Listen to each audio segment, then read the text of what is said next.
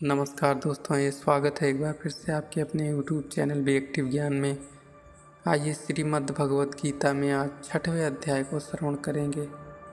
श्री कृष्ण बोले, हे अर्जुन, जिसकी कर्म फल में आसक्ति नहीं और कर्मों को करता है वह सन्यासी और योगी है, और जिसने हवनादि लौकिक कर्म छोड़ दिए हैं वह योगी नहीं है। अर्जुन, जिसको सन्यासी कहते हैं उसी को कर्म योगी जानो, क्योंकि संकल्पों के त्याग किए बिना कोई योगी नहीं हो सकता। जो मुनि योग प्राप्ति की इच्छा रखते हैं उनके लिए उनका साधन कर्म ही है, और उनके योगी होने पर उनका ज्ञान पूर्ण होने का साधन उनके चित्त का समाधान है। जब मनुष्य विषय और कर्मों की आसक्ति से छूट गया और वासनाओं को उसने त्याग दिया, उसी समय वो योगारूढ़ कहा जाता है। जिसने मन स्वाधीन कर लिया वह अपना हितकारी है, और जिसने विवेक का त्याग किया है वह स्वयं ही अपना शत्रु है। मन को जीतने वाले शांत स्वभाव मनुष्य की आत्मा शीत उष्ण सुख दुख मान और अपमान इनके होने पर भी अत्यंत स्थिर रहती है।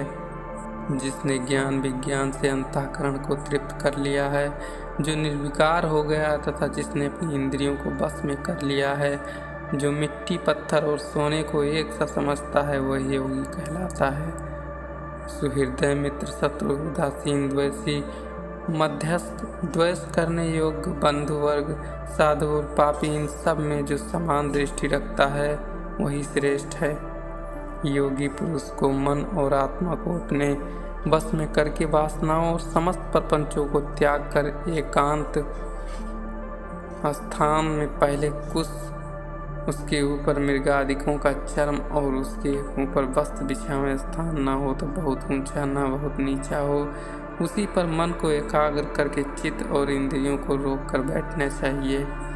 आत्म शुद्धि के लिए योग करना चाहिए। शरीर मस्तक और गर्दन को सम करके अचल होकर स्थिर होवे और अपनी नाक के अग्रभाग को देखता हुआ सब दिशाओं से अपनी दृष्टि हटाए रहे।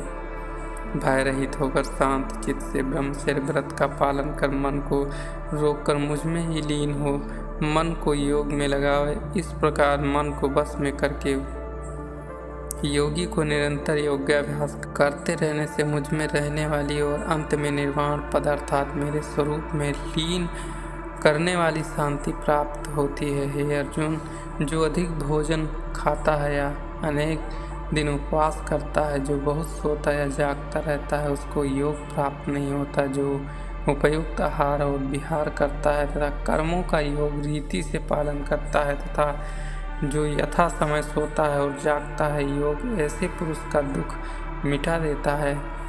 तब संयम को प्राप्त हुआ चित्त अपने आत्मा में ही स्थिर हो जाता है और सब कामनाओं से निवृत्ति हो जाता है। तभी योगी मोक्ष पद का पा जाता है।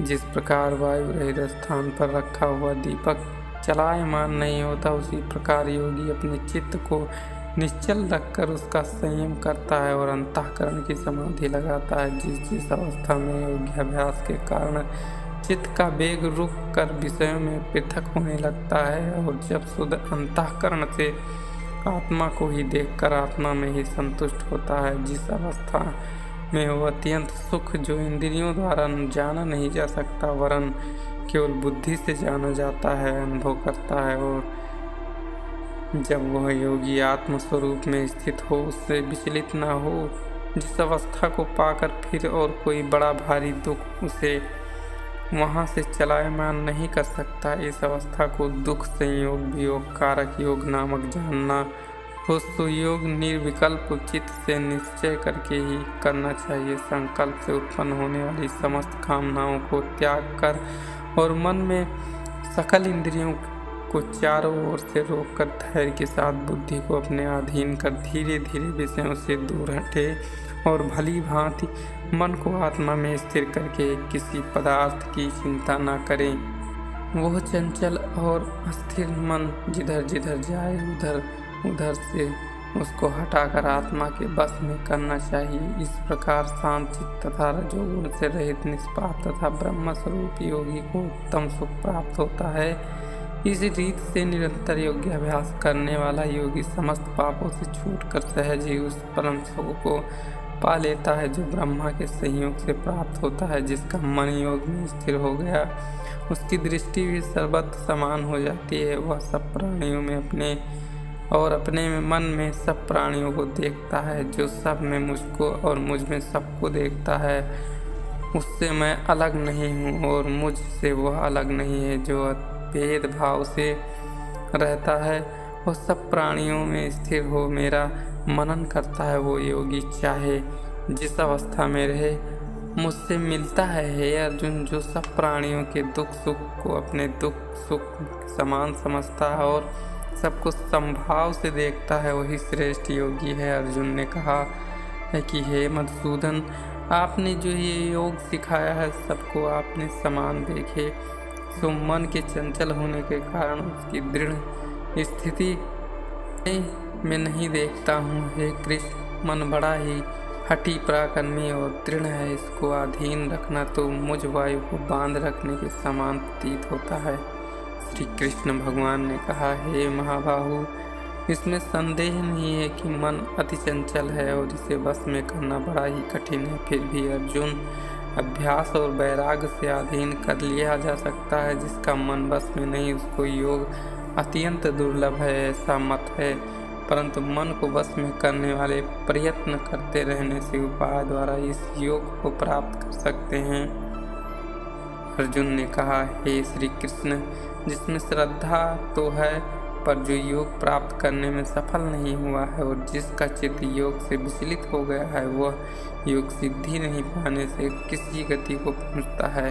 हे महाबाहु, जिसका पहला आश्रय भी गया और ब्रह्म प्राप्ति भी नहीं हुई, वो दोनों ओर से भ्रष्ट होकर विच्छिन्न के समान नष्ट तो नहीं हो जाता। हे कृष्ण, मेरा यह संदेह आपको ही दूर करना पड़ेगा। इसको दूर करने वाले आपके अतिरिक्त अन्य कोई नहीं है। श्री भगवान बोले, तात उसका यहाँ नाश नहीं होगा और परलोक में भी नहीं होगा, क्योंकि उत्तम कार्य करने वाला मनुष्य बहुत दिनों तक पुण्यवानों को प्राप्त होने वाले लोकों में वास करता है और वहाँ से फिर किसी पवित्र और धनवान के घर में आकर जन्मता है, अथवा वह बुद्धिमान योगियों के ही कुल में जन्म पाता है। इस प्रकार का जन्म पाना भी इस लोक में बड़ा दुर्लभ है। बड़े श्रम और यत्न से जो योगाभ्यास करता है, वह पापों से शुद्ध होकर अनेक जन्मों में प्रसन्न परिश्रम करके सफल होता है और परम गति को पाता है। बड़े बड़े तपस्वियों से योगी श्रेष्ठ हैं, ज्ञानियों से भी योगी श्रेष्ठ हैं। इसीलिए हे अर्जुन, तुम योग बनो। केवल मुझ में ही मन लगाकर मेरी प्राप्ति के लिए जो मेरा भजन करता है, उसको समस्त योगियों के मध्य मैंने अत्यंत श्रेष्ठ माना है।